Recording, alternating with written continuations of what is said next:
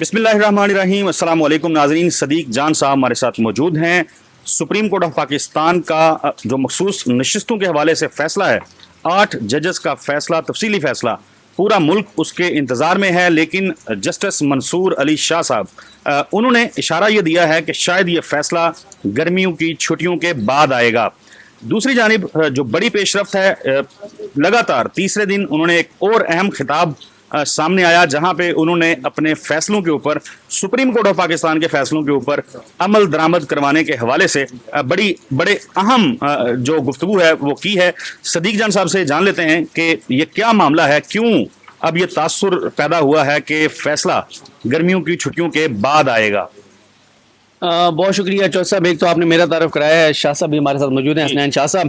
اچھا چودھری صاحب، یہ معاملہ یہ ہے جو آپ نے بات کی نا منصور علی شاہ صاحب والی، ایک تو شروع میں ظاہر ہے اس پہ میں بہت زیادہ بات کر چکا ہوں کہ منصور علی شاہ صاحب نے جو اسپیچ کی، جس میں انہوں نے کیٹیگوریکل کہہ دیا کہ سپریم کورٹ کے فیصلے پر عمل تو کرنا ہوگا، اور میری انڈرسٹینڈنگ چودھری صاحب یہ ہے کہ منصور علی شاہ صاحب فیصلہ کر بیٹھے ہیں کہ اگر اس فیصلے پہ عمل درآمد نہ ہوا تو حکومت کے لیے بہت کنسیکوینسز ہوں گے۔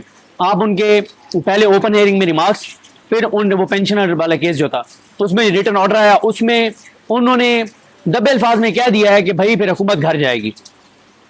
اور تیسرا آپ انہوں نے جو خطاب کیا، یہ 84 گھنٹوں میں تیسرا ایک میسج تھا۔ دیکھیں مجھے لگتا ہے کہ ججز نے نا حسنات ملک صاحب کے مشورے پہ عمل کر لیا۔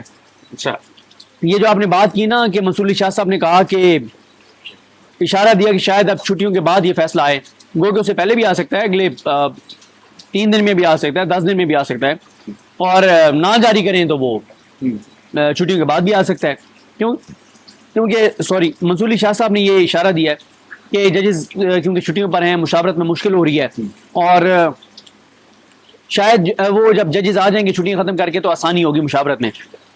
اب میرا یہ خیال ہے کہ وہ جو میں نے کہا نا حسنات ملک صاحب کے مشورے پہ عمل کر لیے ججز نے، حسنات ملک صاحب نے کہا کہ جب یہ 2 ججز نے اختلافی نوٹ جاری کیا اور اس پہ مسلم لیگ نون نے اپنا بیانیہ بنایا اور نون لیگ نے اس کے اوپر پریس کانفرنسز کی، اور ان 2 ججز نے جس طرح سے عظمہ بخاری، ہنا پرویز بٹ اور عطا تاڑ والی زبان استعمال کی فیصلے میں، مطلب پتہ نہیں ان کو جسٹس بھی کہنا اب درست ہے یا نہیں ہے، جتنی سطحی انہوں نے زبان استعمال کی اور جس طرح سے انہوں نے ان ججز نے جو لکھا ہے، مطلب انارکی اور انتشار پھیلانے کے لیے۔ میرے خیال ہے ایک تو منصور علی شاہ صاحب مسلسل جو بات کر رہے ہیں نا، یہ اس لیے کر رہے ہیں کہ وہ میسج دے رہے ہیں کہ یہ جو 2 ججز نے لکھا ہے یہ گھٹیا حرکت کی ہے، یہ انتہائی سطحی حرکت کی ہے، نیچ حرکت کی ہے، غلیظ حرکت کی ہے، اور انہوں نے جو ملک کو انتشار کی طرف لے جانے کی بات کی ہے، ایسے نہیں چل سکتا۔ عدلیہ کے فیصلوں پر عمل درآمد کرنا ہوگا، کوئی آپشن نہیں ہے آپ کے پاس اس کے علاوہ۔ میرے خیال ہے زیادہ وہ جو ان کا زور ہے نا، وہ اس وجہ سے ہے، ان 2 ججز کے نوٹ کی وجہ سے۔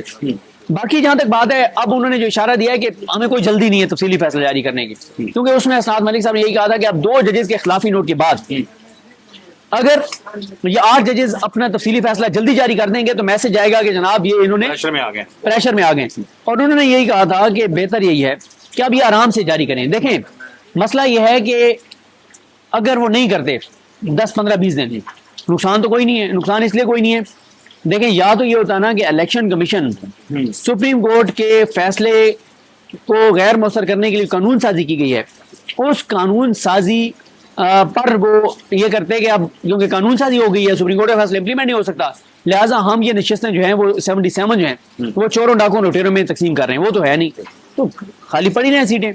اصل تو جو مسئلہ ہے وہ ہے 2/3 اکثریت کو روکنا، اصل ہے متناسب نمائندگی کا اصول، اصل یہ ہے کہ قاضی فائز عیسیٰ صاحب کو ایکسٹینشن دینے کے لیے نمبر گیم پوری حکومت کے پاس نہ ہو۔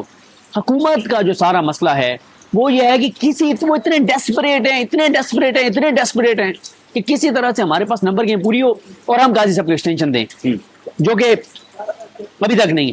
دیکھیں جب ریویو بعد میں لگنے ہیں، چھٹیوں کے بعد 11-12 سپٹمبر کے بعد لگنے ہیں، تو تفصیلی فیصلہ بھی 11-12 سپٹمبر کے بعد آ جائے۔ ایک بڑی انٹرسٹنگ چیز جسٹس منصور علی شاہ نے اپنے خطاب میں کہا کہ جب میرے پاس اختیارات ہوں گے تو میں عمل درآمد کرواؤں گا۔ اس سٹیٹمنٹ کو کیسے دیکھتے ہیں؟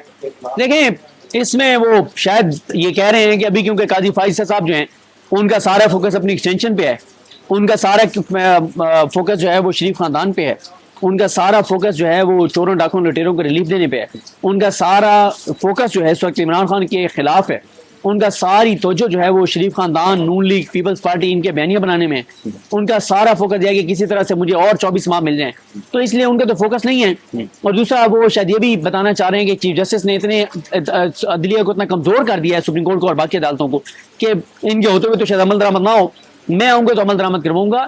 سر یہ بات تو طے ہے کہ منصور علی شاہ صاحب نے بتا دیا کہ ایسے نہیں چل سکتا جس طرح سے آپ چلانے کی کوشش کر رہے ہیں. لیکن وہ ابھی کیونکہ ظاہر ہے جب ایک بار انہوں نے نون لیگ کے ریویو کے اوپر یہ کہہ دیا کہ 8 ججز اویلیبل، 13 ججز چھٹیوں پہ ہیں اور وہ اویلیبل نہیں ہیں تو ریویو نہیں لگ سکتا، تو پھر یہ بھی نہیں ہو سکتا کہ ججز یہ کہیں کہ ہم جو ہے وہ عمل درآمد کے لیے بیٹھ جاتے ہیں، یا وہ جو الیکشن کمیشن نے ایک ان کو اپلیکیشن دی تھی کہ آپ ہمیں بتائیں کہ ہم کس کا سرٹیفکیٹ مانیں، اس لیے انہوں نے نہیں کیا. ان 8 ججز کو اب کوئی جلدی نہیں ہے. یہ 8 ججز یہ دکھا رہے ہیں، یہ بتا رہے ہیں کہ انہوں نے جوتے کی نوک پہ رکھا ہے 2 ججز کے نوٹ کو، لیکن ساتھ وہ پاکستان کی قوم کو، پاکستان کے لوگوں کو میسج دے رہے ہیں کہ 2 ججز نے جو گھٹیا حرکت کیا ان پہ نہ جائیے گا، عدلیہ اپنے فیصلوں پر عمل درآمد کروائے گی اور ٹائم تھوڑا رہ گیا. اور آپ دیکھیں گے کہ جیسے ہی قاضی فیصل صاحب جائیں گے بالکل چیزیں بدل جائیں گی. اب تو مجھے یہ بھی لگتا ہے کہیں نہ کہیں کہ ان سے پہلے ہی بدل جائیں گی، کیونکہ دیکھیں نا سپریم کورٹ میں اکثریت وہ کھو بیٹھے ہیں، کمیٹی میں اکثریت کھو بیٹھے ہیں، ڈارک ججز میں اپنی وہ اس طرح سے بات نہیں بنوا سکے، لاہور کورٹ ان کے کنٹرول میں نہیں ہے، اسلام آبادی کورٹ ان کے کنٹرول میں نہیں ہے، تو وہ کمزور گئے ہیں. اس لیے قاضی صاحب کا پورا فوکس ایکسٹینشن لینے پہ ہے، منصور علی شاہ صاحب اور باقی ججز کا پورا فوکس ان کی ایکسٹینشن روکنے پہ ہے. کیونکہ دیکھیں نا ججز کو بڑی لالچ دی گئی کہ 3 سال سارے لے لو، مزے کرو، مراد یہ وہ. انہوں نے کہا کہ جناب ہمیں کوئی ایکسٹینشن نہیں چاہیے 3 سال اور، کیوں؟ ہم تو 3 سال لے لیں گے، لیکن ہماری اس 3 سال کی ایکسٹینشن کی جو قیمت ہے وہ پاکستان کی قوم، پاکستان کے لوگ، پاکستان اور عدلیہ چکائے گی. کیوں؟ ہمیں ایکسٹینشن ملے گی تو قاضی کو بھی ساتھ ملے گی. ججز یہ فیصلہ کر بیٹھے ہیں کہ قاضی فائز عیسیٰ کی ایکسٹینشن ہمیں قبول نہیں ہے. یعنی پارلیمنٹ وہ اگرچہ خالی ہے، ظاہر ہے وہاں پہ لوگ جو ہیں وہ نمائندگی نہیں کر پا رہے، ایک بڑا بحران تو موجود ہے. ججز کا فوکس اس ٹائم یہ ہے کہ قاضی فائز عیسیٰ جو ہیں وہ میدان عمل میں رہ کر اپنی ایکسٹینشن کا بندوبست نہ کر پائیں. بالکل. دیکھیں قاضی صاحب، دیکھیں نا قاضی صاحب جائے کے نہیں رہے چھٹیوں پہ،